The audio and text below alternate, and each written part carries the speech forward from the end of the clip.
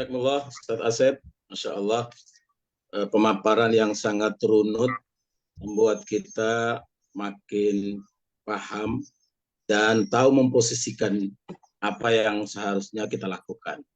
Jadi pada kesempatan yang berbahagia ini, para sahabat semua, kita banyak berdiskusi, banyak menggali informasi, karena Ustaz Asep ini salah satu yang memberi perhatian sangat serius, bukan hanya dalam kajian atau pengamatan kontemporer, tapi memang ngaji juga dari kitab-kitab, dari marajihnya itu dari sumber-sumber yang valid, yang kuat ya. Jadi kalau dari sisi sirahnya, juga sisi pergerakannya. Sebagaimana disampaikan tadi soal Hamas. Jadi jangan sampai kita salah menilai, apalagi memberi cap dan label yang seperti diberikan oleh para orientalis atau orang-orang barat. Untuk itu kita buka kesempatan pertama, 3 orang dulu kepada para sahabat untuk kita berdiskusi pagi ini bersama Ustadz Asep. Ustadz Asep Syarifuddin. Pakai P, kalau pakai F beda karena Ustadz Asep nyebutnya mesti P. Silakan kepada para sahabat. Silakan. Assalamualaikum warahmatullahi wabarakatuh. Waalaikumsalam. Jangan anda dulu, 3 orang dulu, angkat tangan dulu ya, tunjuk. Dari siapa ini Ibu? Saya dari Bu Nining. Bu Nining 1, siapa lagi?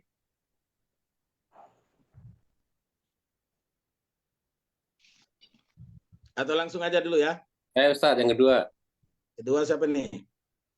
Saya, Ustadz. Ustadz Asep juga. Ustadz Aep ya, dari Garut. Ustadz Aep Saifur Rahman dari Garut. Yang berikutnya? Yang ketiga saya, Hanafi. Oh, Mas Hanafi. Nah, kalau kita lihat kemarin di salah satu tabloid ya, ini Ustadz Asep sama Ustadz Hanafi Rais satu tampilan satu depan ya, satu halaman yang sama. Silakan, Ibu Nini yang pertama. Bismillahirrahmanirrahim. Assalamualaikum warahmatullahi wabarakatuh. Ya, sebenarnya lah mungkin umat Muslim di dunia ya, kita sebagai umat Muslim kenapa ini tidak terketuk ya negara-negara terdekat untuk membantu Palestina. Saya merasa bahagia sekarang walaupun dia Rusia itulah memang ada dalam Al-Qur'annya bahwa Islam itu akan dibantu oleh orang Yahudi entah siapa dikatakan, tetapi ternyata Rusia lah. Kenapa kita ya, saya sendiri kalau usianya saya masih muda aja lah, saya bergerak ingin membantu ke sana. Nah, sekarang kita dorong Pak negara kita ya, terutama pemimpin kita di atas itu, kenapa kita itu TNI nggak ada kerjaan di sini? Coba kita kirim, jangan kepada kita yang aksi-aksi malah ikut-ikutan kayak Brimob gitu menghalang-halangi kita. Kenapa ini yang umat Muslim kita, saudara kita di Palestina yang sedang menjerit, Pak, kenapa didiamkan begitu saja? Saya sangat prihatin, sangat sedih. Kenapa pemimpin kita ya Allah tidak peduli kepada mereka, tentara kita, TNI kita tidak ada kerjaan Pak di sini. Apa kerjanya Pak? Lihat saya itu waktu saya di sekolahan kayak itu sebagai TNI yang menjadi pokoknya yang mengurus ya tingkat kecamatan, hanya pergi ke intasi-intasi, hanya minta-minta. Katanya saya beda dengan polisi kesejahteraan. Jadi yang dipikiran teh duniawi aja. Kata saya, kenapa minta ke sekolah? Sekolah itu bukan tempat mendonasi orang-orang yang demikian, tapi ini uang bos ini untuk digunakan operasional sekolah untuk siswa dan lain sebagainya, saya bilang gitu. Nah, itu sampai segitunya ya, Pak. Disebutnya apa Pak yang mengelola itu, saya sampai lupa lagi ya, sampai saking tidak mencintainya ya kelakuan yang demikian. Coba Pak desak Pak kepada pemimpin kita, Menko Polhukam juga kok seperti itu mendiamkan ya, tidak seperti waktu zaman Soeharto ya, dia itu cermat sekali, gigih lah mengirimkan lah. Ayo Pak, kalau kita menunggu gerakan dari pemerintahan kapan Pak? Tetapi kita umat Muslim, ayo kita bergerak. Jangan Hamas saja Pak. Saya sedih ya Allah, sampai disembelih, didorong, dimasukkan ke lubang, ditembak, kemudian dikubur hidup-hidup. Masya Allah, ya Allah, ya dolimnya itu Israel. hancurkan ya Allah secepatnya ya Allah ya Rob itu ya. Terima Amin. kasih Pak, mungkin dari saya sekian. Terima kasih. Assalamualaikum warahmatullahi wabarakatuh. Waalaikumsalam. Waalaikumsalam warahmatullahi wabarakatuh. Terima kasih Bunda Nini. Selanjutnya Ustadz Aib Saifur Rahman dari Garut. Mangga. Siap, siap. Terima kasih. Assalamualaikum warahmatullahi wabarakatuh. Waalaikumsalam warahmatullahi wabarakatuh. Saya melihat dari sisi yang lain ya.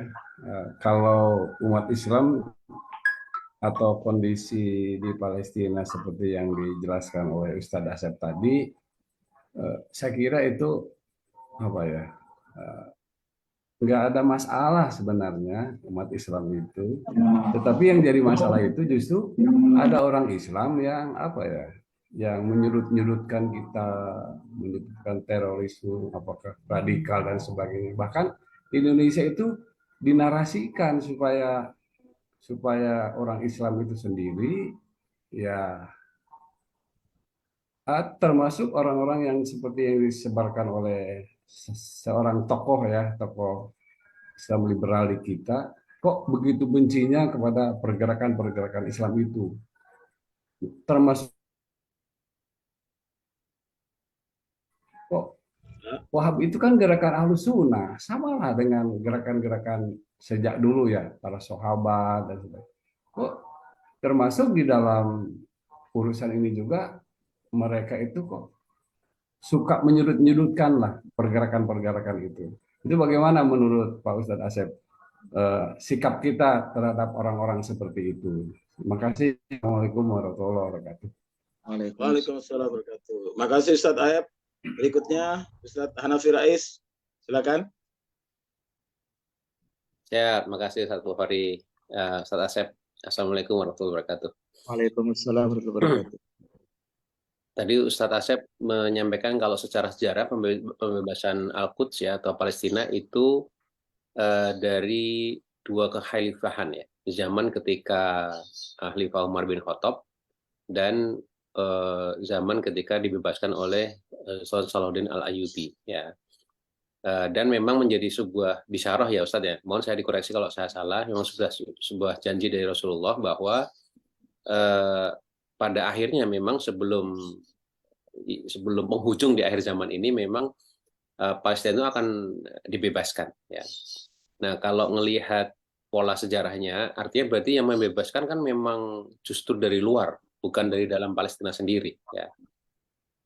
Artinya memang Palestina ini betul-betul membutuhkan dukungan yang tidak hanya obat-obatan atau doa ya, itu tetap, tapi juga yang lebih relevan dengan masalah karena masalah penjajahan dan agresi ya tentu sebenarnya bantuan militer atau futuhat kalau meminjam istilah dua kekhalifahan sebelumnya ya. Nah, kalau memang itu yang menjadi pola dan menjadi tuntutan sejarah di masa depan ini,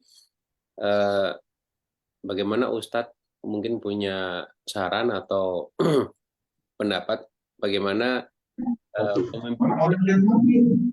pemimpin itu tadi disebut bagaimana pemimpin umat Islam itu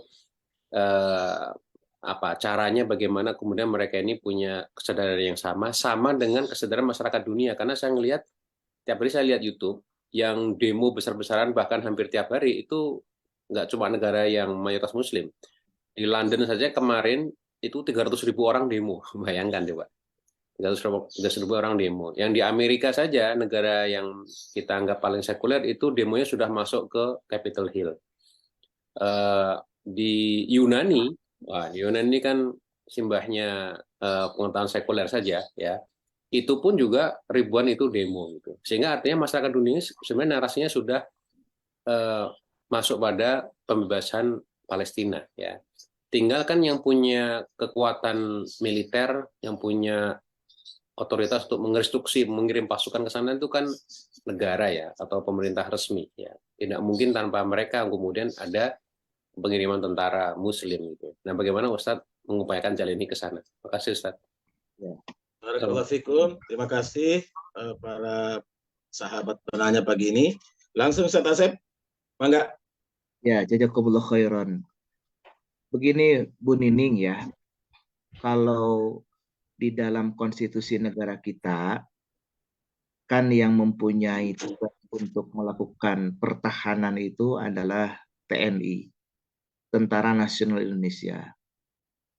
TNI ini ya kurang lebih jumlahnya ya ada sekitar 400.000 kurang lebih ya.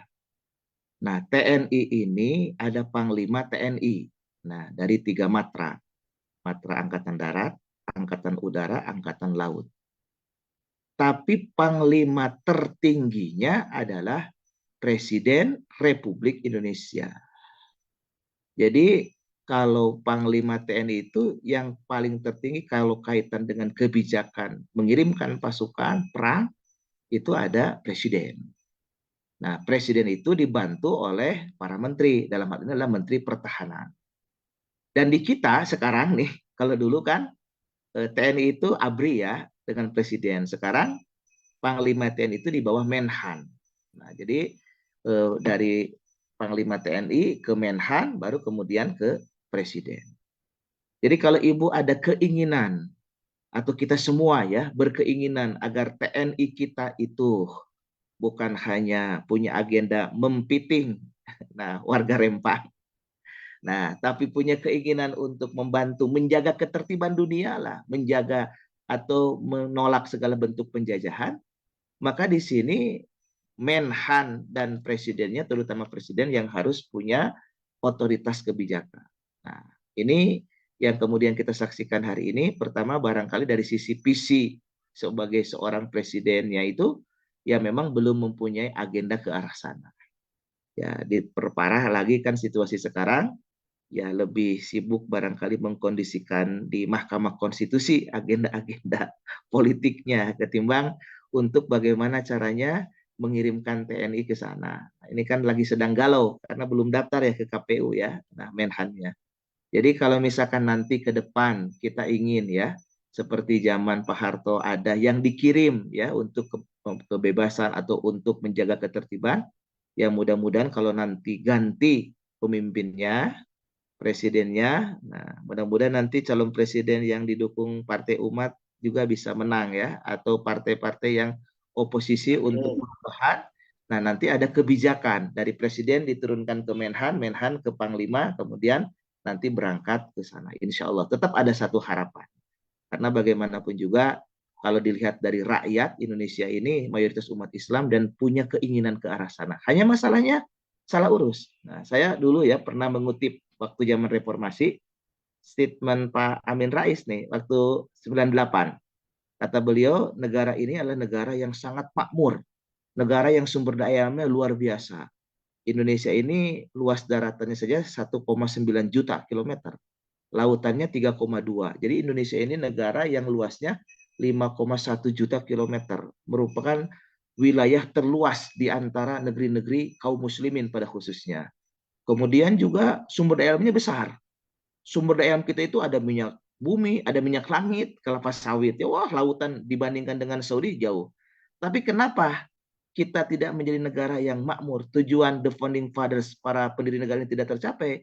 Nah, kalau meminjam istilah ayahanda Pak Amin Rais, karena salah urus. Nah, yang mengurus siapa? Ya pemimpinnya. Jadi meskipun kita punya sumber daya alam yang luar biasa, kalau yang mengelolanya salah urus, maka tidak akan memberikan kebaikan kepada rakyat. Nah, ini juga kalau dilihat dari milisi Laskar ya, di kita banyak kan organisasi Islam yang siap berjihad ke Palestina.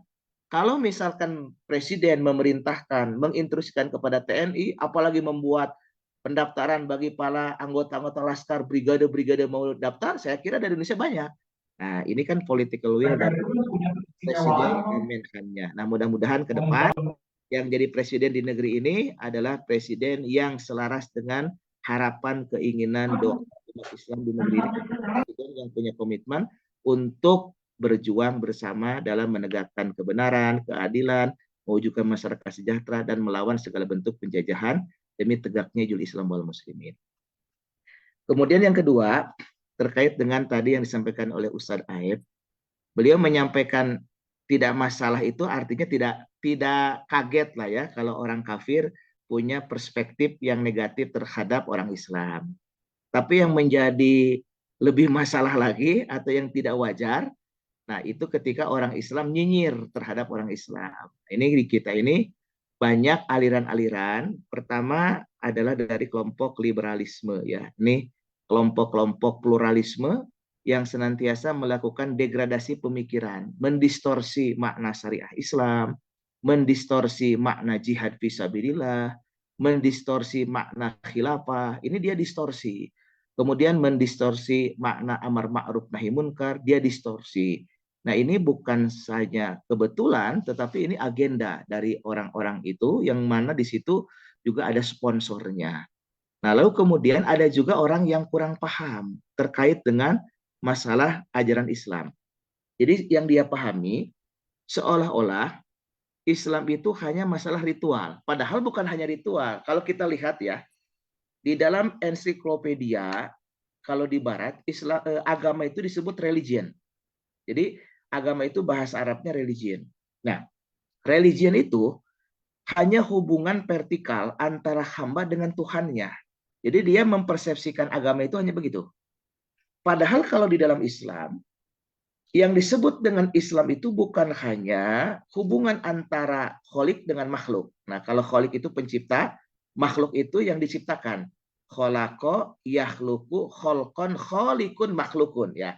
Jadi Allah sebagai kholik, sebagai pencipta, manusia dan segenap alam semesta ini makhluk. Nah, pertama, Islam itu adalah agama yang mengatur hubungan manusia atau hamba atau makhluk dengan kholik atau dengan pencipta, disebut dengan hablum minallah. Vertikal ke atas. Yang kedua, Islam itu adalah agama yang mengatur hubungan manusia dengan manusia, baik muslim dengan muslim.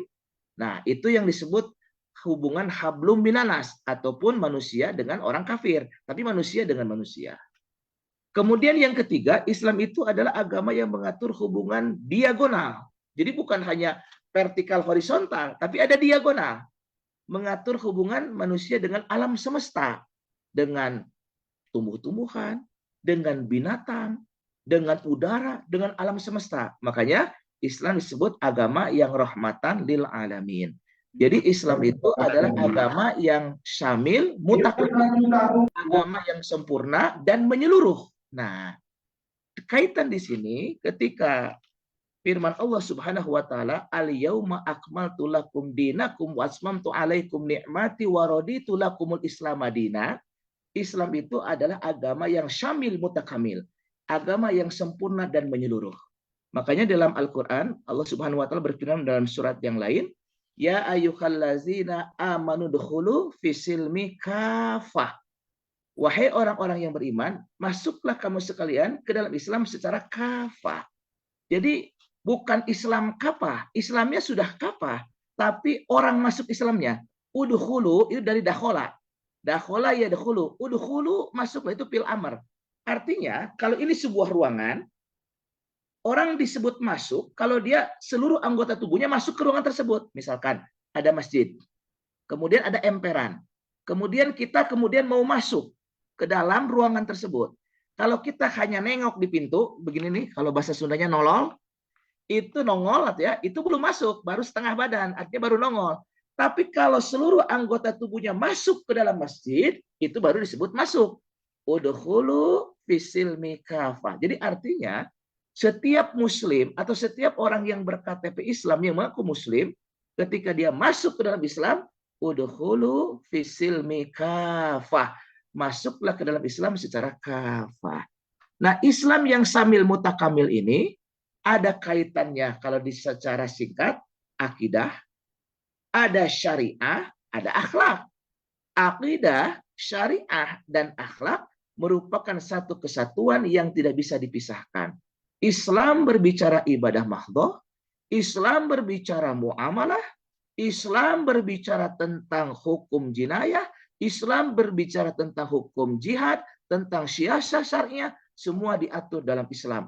Jadi di Islam ada hukum iktisadiyah, ada hukum ekonomi, ada hukum politik, dan lain sebagainya. Nah, setiap muslim harus bersikap seperti itu. Nah, kemudian Muhammadur Rasulullah.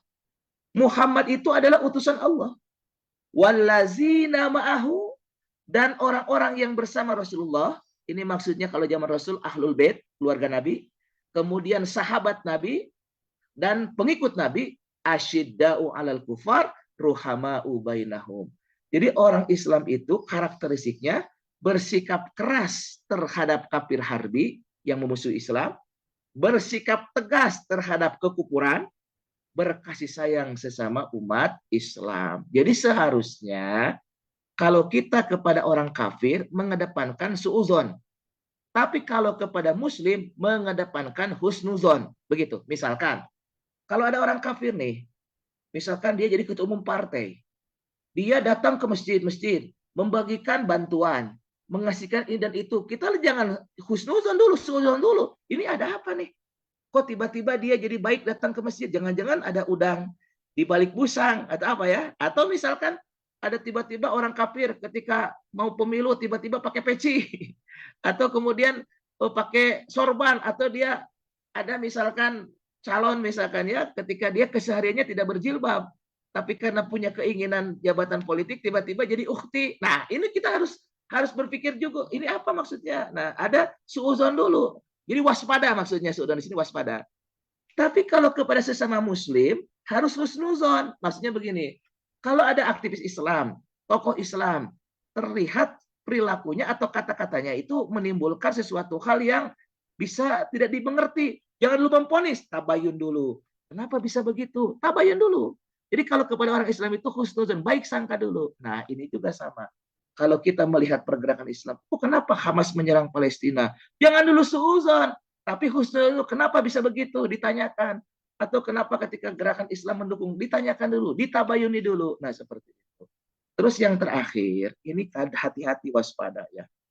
Jadi yang tidak boleh itu kita melakukan loyalitas kepada orang kafir. Nah, ini yang surat Al-Maidah ayat 51 ini nih yang dimaksud dengan kita tidak boleh, ini yang kemudian rame ini. Jadi ketika berbicara kepada orang kafir itu, pertama tidak boleh jadi teman setia. Yang kedua apalagi jadi pemimpin. Jadi teman setia saja tidak boleh, apalagi kemudian menjadi pemimpin.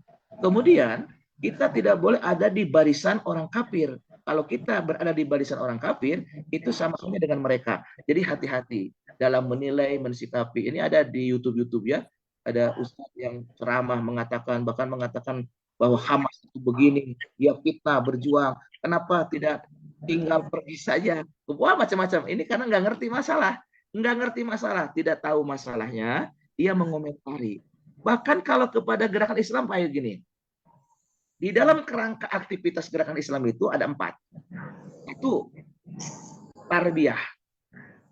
Yang kedua dakwah.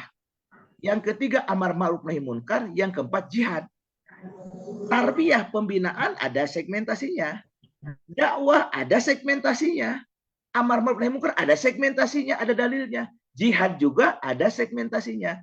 Nah, yang kadang-kadang jadi salah, mendalili amar ma'ruf nahi munkar dengan jihad, atau mendalili dakwah dengan jihad, atau mendalili jihad dengan dakwah. Contoh, kalau jihad itu, kalau dakwah misalkan dalam surat Ali Imran 104, wal takum minkum ummatun yad'una ilal khair wa ya'muruna bil ma'ruf wa yanhauna 'anil munkar wa ulaika humul muflihun. Nah, dakwah itu apa? Dakwah itu menyeru kepada orang kafir masuk Islam. Nah, kalau menyeru harus dengan lemah lembut. Dalilnya, ud'u ila sabili rabbika bil hikmah wal mau'idatil hasanah wajadilhum billati hiya ahsan. Nah, kalau dakwah mah dengan lemah lembut, la ikraha fiddin, tidak ada paksaan dalam beragama. Tapi kalau nahi munkar dalam Sahih Muslim, man ra'a minkum munkaron falyughayyirhu bi yadihi fa illam yastati fa bi lisanihi fa illam yastati fa bi qalbihi wa zalika ad'aful iman. Jadi artinya ada juga ulama, ustadz, kiai salah menempatkan dalil. Dalil dakwah dipakai mengomentari nahi munkar. Kan kalau dalil dakwah ditempatkan dalam mengomentari jihad. Jihad itu kan jahada, yujahidu, jihadan mujahidun. Jihad itu ada afdalul jihadi kalimatu haqqin inda sultanin jairin. Jadi bahkan kalau kata Syekh Yusuf Qardawi ya, di dalam buku Fikih Daulah dalam perspektif Quran dan Sunnah, jadi dalam hadis, afdalul jihadi kalimatu haqqin inda sultanin jairin. Ada jihad di luar qital, yaitu seutama-utamanya jihad itu berkata-kata benar terhadap pemimpin yang zalim. Nah, kalau kita mengkritik pemerintah, mengkritik penguasa itu bagian dari jihad, ada dalilnya. Nah, ini jihadul kalimah. Nah, jangan sampai kemudian salah kaprah dengan dalil. Kenapa kamu mengkritik pemerintah? Kan kita harus ud'u ila sabili rabbika bil hikmah. Salah dalil gitu. Ini dalil dakwah kepada orang kafir. Tapi kalau kepada nahi munkar adalah kaitannya dengan man ra'a minkum munkaron abdul jihadi kalimatu haqqin inda sultanin jairin. Nah, jadi ada kalanya juga ustadz kiai yang mengomentari nyinyir karena kurang paham, termasuk karena dia terkait dengan pemahaman tidak bisa membedakan menempatkan dalil. Di samping memang karena ada juga karena faktor-faktor tertentu. Di antaranya ada orang baik, tapi karena dia tersandra jadi rawat inap di KPK, gitu kan? Nah, itu jadi berubah. Yang tadinya dia begitu serius mengkritisi pemerintah, tapi karena jadi rawat inap, rawat jalan, jadi berubah. Itu juga ada. Nah, kita jangan aneh juga. Oh, kenapa dia sebetulnya kok paham? Tapi kenapa sekarang seperti orang yang tidak ngerti? Ya, bisa jadi karena dia rawat jalan atau rawat inap di KPK. Nah, sehingga kebijakannya bisa begitu. Kemudian yang terakhir ini dari Mas Hanafi Rais nih. Ini beliau sebetulnya harusnya jadi pembicara juga karena hubungan internasional luar biasa ya. Nah, begini. Kalau saya memahami begini ya. Bahwa khilafah itu adalah sistem pemerintahan Islam. Kalau dalam Musnad Imam Ahmad itu kan ada periodisasi kepemimpinan. Pertama zaman nubuwah ya, Rasulullah Muhammad SAW. Zaman Khulafaur Rasyidin, mulkan adhan ya. Kemudian mulkan jabriyatan. Kemudian summa takunu khilafatan ala min hajjin nubuwah. Nah, nanti akan ada lagi kekhilafahan min hajjin ya. Ini kekhilafahan kenabian ini akan ada lagi. Nah, kapan eranya? Nah, setelah situasi hari ini. Jadi kalau kita lihat, Rasulullah itu adalah pemimpin umat Islam sedunia. Abu Bakar Siddiq itu menjadi khalifah, itu bukan pengganti Nabi. Ini saya perlu terangkan ya. Abu Bakar Siddiq ketika mengganti Nabi itu sebagai kepala negara. Rasulullah meninggal, tidak langsung dimakamkan. Kan sunnahnya orang yang meninggal itu langsung dimakamkan. Rasulullah dimakamkan baru di hari ketiga. Pertanyaannya kenapa? Karena pada waktu itu belum ada kata sepakat di antara para sahabat siapa yang menjadi pengganti Rasulullah. Pengganti apa? Pengganti Nabi? Bukan. Karena Rasul itu khotaman nabiyyin. Tapi pengganti sebagai kepala negara. Setelah ada kesepakatan Abu Bakar Siddiq menjadi khalifah, nah khalifah itu kan pengganti. Maka kemudian Abu Bakar Siddiq memimpin prosesi pemakaman Rasulullah Muhammad SAW. Jadi intinya umat Islam akan berjaya kembali kalau kita punya satu kepemimpinan di dunia Islam. Dengan kata lain, kita harus ada khalifah atau sistem kekhilafahan. Tapi sebelum itu, ini kan by proses, transisi. Nah, gradian untuk sampai ke arah sana, kalau kalimat ada induktif, ada deduktif, maka hari ini bagaimana sikap kita untuk sampai ke arah sana? Maka kalau kata Syekh Albana ya, pendiri Ikhwanul Muslimin, daulah thayyibah, baldatun thayyibatun warabun ghafur, itu buah dari masyarakat marhamah. Masyarakat marhamah, buah dari keluarga yang solih dan solihah. Keluarga sakinah, mawaddah warahmah. Keluarga sakinah, mawaddah warahmah, buah dari pribadi yang solih dan solihah. Jadi untuk meretas jalan sampai kepada khilafah ala min hajin nubuwah, maka ikhtiar kita dari yang terkecil. Kondisikan pribadi kita menjadi pribadi yang solih dan solihah. Kondisikan keluarga kita menjadi keluarga yang sakinah, mawaddah, warahmah. Kondisikan masyarakat kita menjadi masyarakat marhamah. Kondisikan negara kita menjadi daulah thayyibah. Artinya, di mana kita berpijak, di situ kita harus berjuang untuk mewujudkan tatanan itu. Nah, kalau misalkan kita dalam konteks keindonesiaan, maka kita harus mengkondisikan dalam proses transisi ini, RT, ketua RW, kepala desa, lurah, camat, wali kota, bupati, gubernur, presiden, orang yang komitmen dalam rangka dua tujuan pokok. Yang pertama adalah iqamatuddin, menegakkan agama. Yang kedua adalah riayatul ummah, mengurus urusan umat. Kalau pemimpin di semua level ke arah sana, maka ini by proses mengarah kepada kepemimpinan dunia Islam. Nah, jadi Palestina dibebaskan dengan kepemimpinan Islam oleh dua khilafah dengan al-jihad. Al-jihadu sabiluna. Jihad adalah jalan juang umat Islam. Di dalam surat Al-Ankabut, Allah Subhanahu wa taala berfirman, "Wallazina jahadu fina lanahdiyannahum subulana."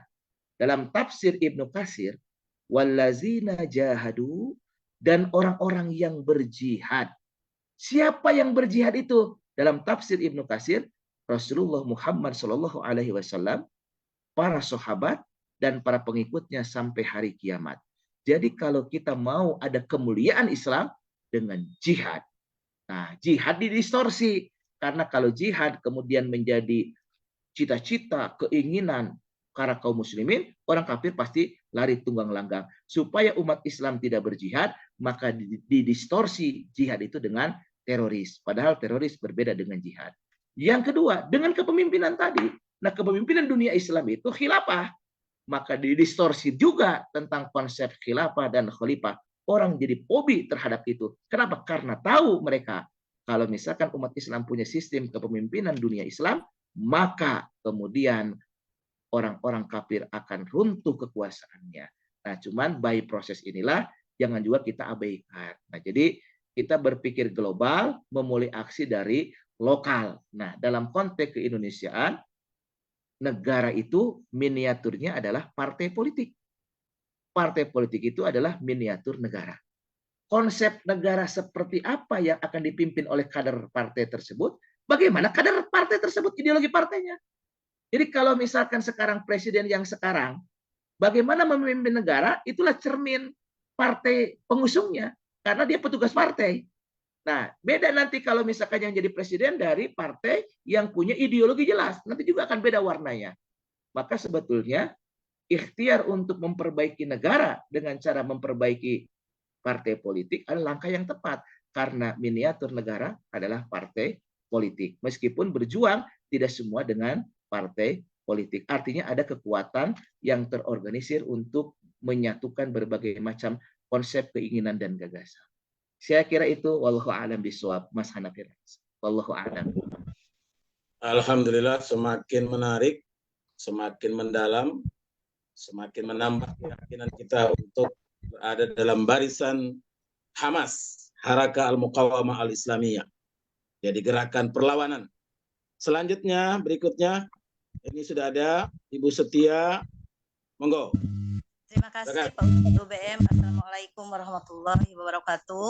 Waalaikumsalam warahmatullahi wabarakatuh. Masya Allah, tabarakallah Ustadz, terima kasih, sangat menginspirasi ya. Alhamdulillah tausiahnya luar biasa. Perkenalkan, saya Ketua DPP Partai Umat dan saya juga sebagai Ketua Lajis di Jawa Barat.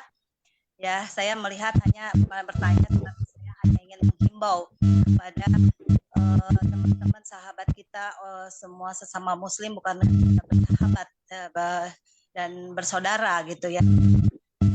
Saya mengajak kepada Partai Umat gitu, sahabat-sahabat Partai Umat, untuk kita menggalang donasi sebagaimana kita sebagai jihad fisabilillah secara nyata. Marilah kita berdonasi untuk Palestina, maksudnya berapapun nominalnya, tidak masalah, yang penting keikhlasan kita bisa membantu di sana. Alhamdulillah, Lajismu dari 2018 sampai 2023 kita sudah berdonasi sekitar 28 miliar ke sana ya, ke Palestina. Alhamdulillah, Lajismu bekerja sama itu langsung bisa masuk ke Gaza. Mungkin hanya itu yang saya sampaikan. Nasrun minallah wa fatun qarib wa basyiril mu'minin. Wassalamualaikum warahmatullahi wabarakatuh. Waalaikumsalam warahmatullahi wabarakatuh. Setia. Berikutnya Ibu Yesi, silakan. Terima kasih Ustadz waktunya. Begini Ustadz, saya tertarik tentang ini Hamas tadi Ustadz, Hamas itu cara perjuangannya berlandaskan lillah tadi Ustadz. Lillah itu kan tidak segampang diucapkan ya Ustadz ya. Apalagi dalam kita berpartai dan berpolitik Ustadz. Terus bagaimana sih Ustadz cara Hamas tersebut menerapkan kata lillah tersebut kepada anggotanya sampai mereka sesulit itu Ustadz. Yang mana kita kalau di berpartai dan berpolitik ini Ustadz kadang salah sedikit aja kan dengan gampang ya tersingkir gitu loh Ustadz ya. Jadi bagaimana sih Ustadz Hamas tersebut gitu loh Ustadz menanamkan kata lillah itu kepada anggota-anggotanya Ustadz. Itu aja Ustadz. Terima kasih Ustadz. Assalamualaikum warahmatullahi wabarakatuh. Waalaikumsalam warahmatullahi wabarakatuh. Saya langsung jawab atau satu lagi? Satu lagi. Ustadz Pak Nasikun. Ya, silakan Pak Nasikun, silakan. Pak Nasikun. Assalamualaikum warahmatullahi wabarakatuh. Waalaikumsalam warahmatullahi wabarakatuh. Menurut saya memang taati ini kan pengajian, jadi materi yang disampaikan Ustadz Asep itu sudah benar, kemudian perinciannya juga, maksudnya ya jalurnya jalur pengajian sudah benar. Tapi menurut saya kalau kita diskusi masalah Palestina itu, ini kalau kita lihat perang Palestina itu kan sudah lama, kemudian berhenti, berulang kembali, dan sebagainya. Menurut saya, kalau membantu masalah makanan atau itu memang sudah benar ya kemanusiaan. Tapi kalau kita mau membahas Palestina ini biar merdeka itu saya pikir bukan hal yang sepele atau bukan hal yang remeh ya. Itu kalau membahas Palestina itu mestinya ya melibatkan ahli tata negara, kemudian politik global, PBB, United Nations, Dewan Keamanan, kemudian masalah persenjataan dan perdagangan persenjataannya, kemudian perkembangan senjata modern dan sebagainya. Menurut saya begini, memang perang itu dilakukan itu mayoritas itu sebabnya itu masalah ekonomi menurut saya. Jadi seperti Rusia dengan Ukraina itu terjadi perang itu karena kebuntuan ya, kebuntuan persetujuan, kemudian perdagangan dan sebagainya nggak terselesaikan, mencapai jalan buntu, kemudian jalan keluarnya itu memang perang. Gitu. Tapi kalau perang Palestina ini kan kompleks ini.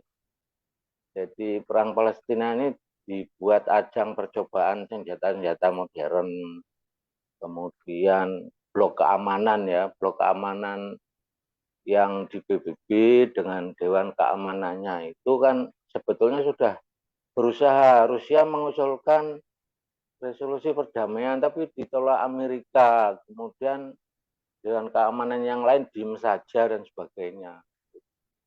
Nah, Dewan Keamanan itu kan yang punya hak veto kan. Terus perang atau damai atau gencatan senjata itu memang paling berperan itu memang Dewan Keamanan. Jadi menurut saya diskusi Palestina ini menarik. Tapi menurut saya kemasannya itu memang tidak harus pengajian ya. Jadi mungkin ada forum khusus yang membahas itu, kemudian melibatkan ahli-ahlinya. Nah, saya menunggu itu, dan saya berharap ada itu ya. Dan saya siap untuk berpartisipasi. Terima kasih. Assalamualaikum warahmatullahi wabarakatuh. Dari mana? Dari Pasuruan, Ketua DPD Partai Umat Pasuruan Kota. Dari mana? Dari Pasuruan, Jawa Timur, Ketua DPD silakan. Partai Umat. Ya, terima kasih. Silakan Ustaz Asep. Ya, jazakumullah khairan. Pertama saya akan respon dari Bu Wati Setia ya, dari Lajismu. Memang kalau misalkan kaitan dengan optimalisasi bantuan materi itu juga harus kita lakukan. Kan Palestina itu termasuk salah satu bangsa yang mendukung pertama kali Proklamasi Kemerdekaan Republik Indonesia tahun 1945.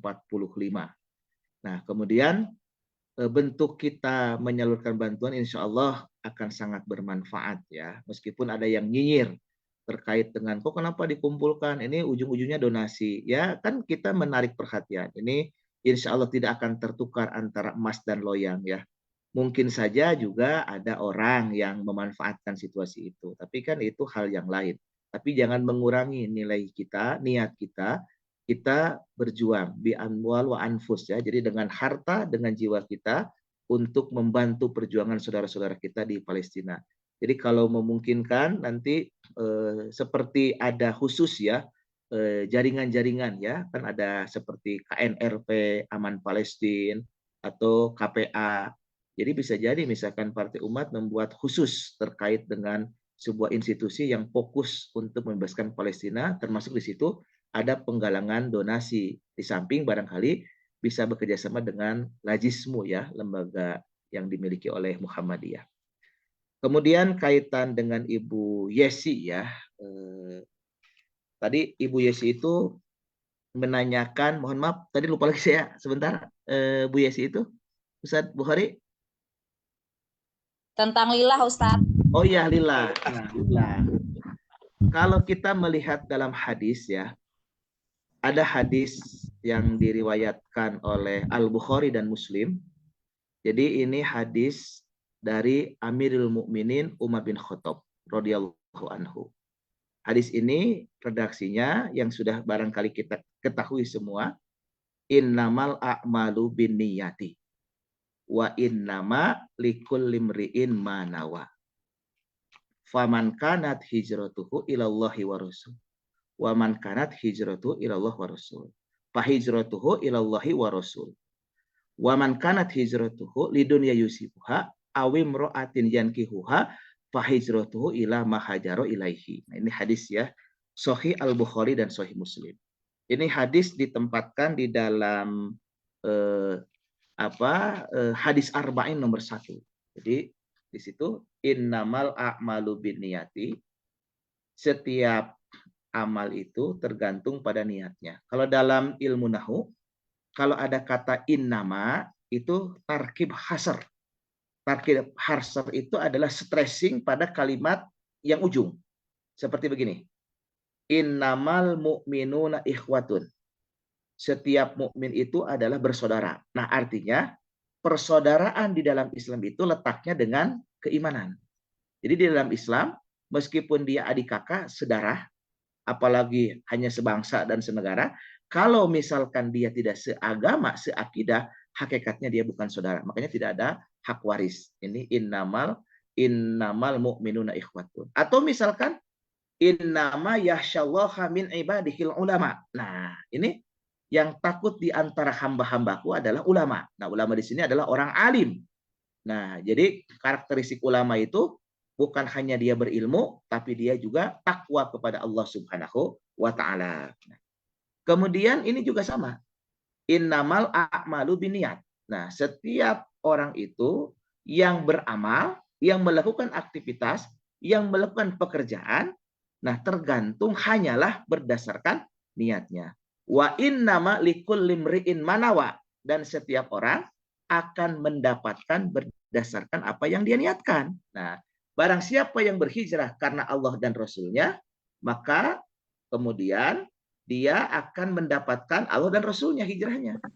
Tapi barang siapa yang berhijrah karena untuk kepentingan dunia atau wanita yang akan dinikahinya, fahijratuhu ila ma hajaro ilaihi, maka hijrahnya itu kepada apa yang dia tuju. Nah, jadi kalau misalkan dalam konteks politik ya, kalau yang tadinya oposisi, kemudian tiba-tiba bergabung dengan penguasa, apakah karena mau melakukan perbaikan dari dalam, atau karena dapat jabatan menteri, nah, itu kan menjadi ukuran. Nah, atau ketika aktif di partai politik, apakah kemudian mau menegakkan hijul Islam wal Muslimin, lawan kezoliman, menegakkan keadilan, atau tujuan orientasinya menjadi anggota dewan. Nah, itu juga setiap orang akan mendapatkan berdasarkan apa yang dia niatkan. Nah, di dalam perjuangan Hamas itu, nah niat ikhlas itu kan harus senantiasa diperbaiki. Artinya ada sebuah terus menjaga konsistensi dalam konteks kita meluruskan niat. Nah, luruskan niat. Jadi harus senantiasa kita perbaharui. Nah, kalau misalkan di dalam kaitan dengan ini, inna sholati wa nusuki wa mahyaya wa mamati lillahi rabbil alamin. Nah, jadi sesungguhnya sholat, hidupku dan perjuanganku hanya untuk Allah sekalian alam. Maksud saya begini.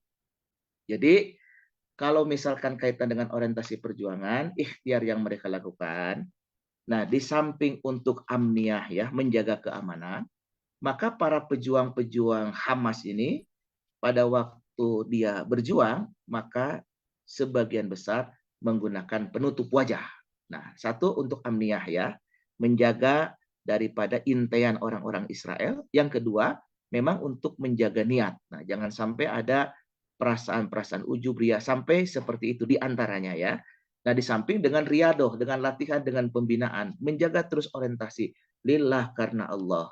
Jadi itu terus senantiasa diperbaiki, terus kemudian terus dijaga, karena godaan itu akan senantiasa ada, termasuk kepada para mujahid, termasuk kepada para pejuang.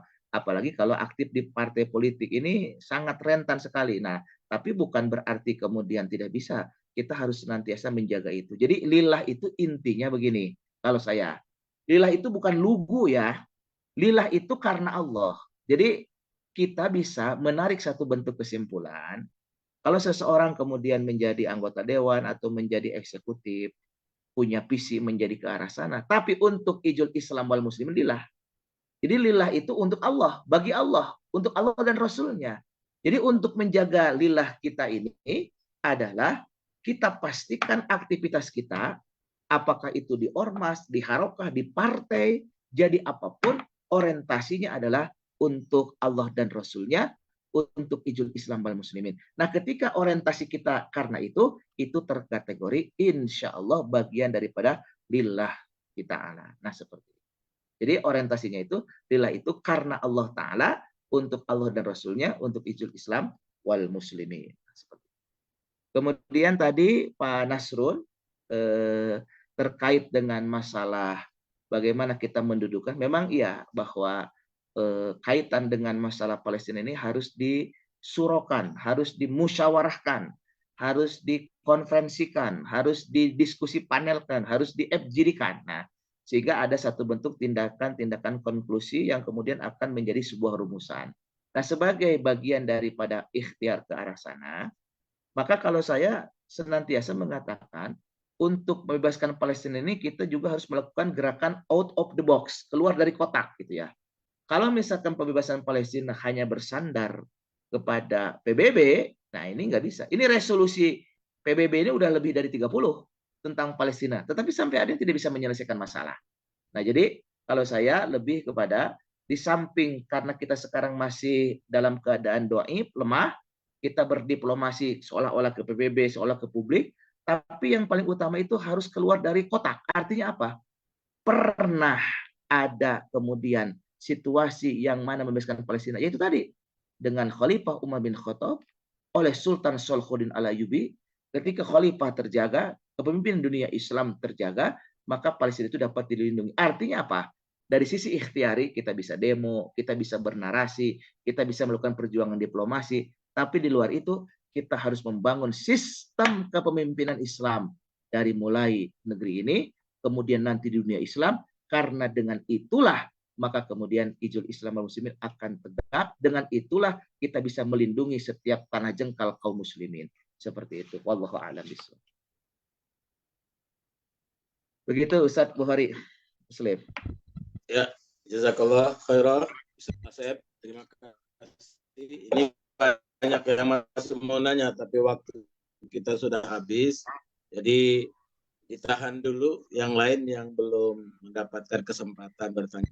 Insya Allah nanti pada kesempatan berikut malah kita meng-offline ya. Bisa di DPP, di DPW, dan DPD, PD sekitar di Jawa Barat dan lain-lain. Nanti kita bisa kondisikan dalam kesempatan waktu atau acara seminar dan sebagainya. Untuk yang terakhir kita minta kepada Ketua MPP, Majelis Pengawas Partai, ada Ustadz Gamari Sutrisno yang ada juga dalam Zoom pagi ini. Pak Gamari, monggo. Mohon doanya.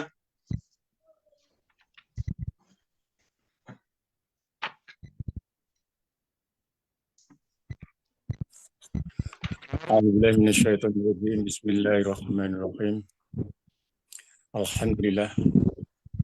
La ilaha illallah wahdah, sadaqa wa'dah, wa nasara 'abdah, wa 'azza jundahu wa jamal ahsaba wahdah. Sebelum kita berdoa, mari kita tenangkan hati dan pikiran kita, dan mulailah doa kita dengan beristighfar kepada Allah Subhanahu wa taala. Astaghfirullahaladzim. Astaghfirullahaladzim. Astaghfirullahaladzim. Alladzi la ilaha illa wal hayyul qayyum wa atubu ilaih. Allahumma ighfir lana dhunubana wa li walidayna wa li masaihina wa li jami'il muslimina wal muslimat wal mu'minina wal mu'minat al ahya'i wal amwat ya qadiyal hajat. Allahumma izal islam wal muslimin. Allahumma ansur ikhwanal muslimin al mujahidin fi Filistin. Allahumma sabit manahum sakinatan ala qulubihim wa wahid sudufhum. Allahumma wahid kafarata wal musyrikin. Allahumma dammir wal Israel wa shattib zamlahum wa far jama'ahu. Pak Ustadz, saya live duluan, ada keperluan. Assalamualaikum. Wa ada ad-din birahmatika ya arhamar rahimin. Ya Allah ya Rabb, ampunilah dosa hambamu, ampunilah dosa kedua orang tua kami. Ya Allah, kasihanilah mereka. Ya Allah, ya Rabb. Allahumma ya Allah. Ya Allah, muliakanlah Islam dan kaum muslimin. Ya Allah, tolonglah kaum muslimin dan mujahidin di Palestina. Ya Allah, teguhkanlah iman mereka dan turunkanlah ketentraman di dalam hati mereka. Dan satukanlah barisan mereka. Ya Allah, hancurkanlah kaum kafir, hancurkanlah kaum kufar, hancurkanlah kaum kufar dan kaum musyrikin. Ya Allah, binasakanlah kaum Yahudi dan pasukan Israel, dan cerai berikanlah kesatuan mereka. Ya Allah ya Rabb, menangkanlah kaum mujahidin atas musuh kami, musuh agama dengan rahmat-Mu, wahai yang maha pengasih. Dan sampaikanlah salawat kami kepada Nabi Muhammad sallallahu alaihi wasallam. Allahumma ya Rabb, hanya kepadamu ya Allah hamba-Mu berlindung. Allah kepadamu ya Allah hamba-Mu minta pertolongan. Iyyaka na'budu wa iyyaka nasta'in. Ihdinas siratal mustaqim. Siratal ladzina an'amta 'alaihim ghairil maghdubi 'alaihim waladdallin. Amin. Rabbana ya Allah, Rabbana atina fid dunya hasanah wa fil akhirati hasanah wa qina adzabannar. Wa qina adzabannar wa qina adzabannar.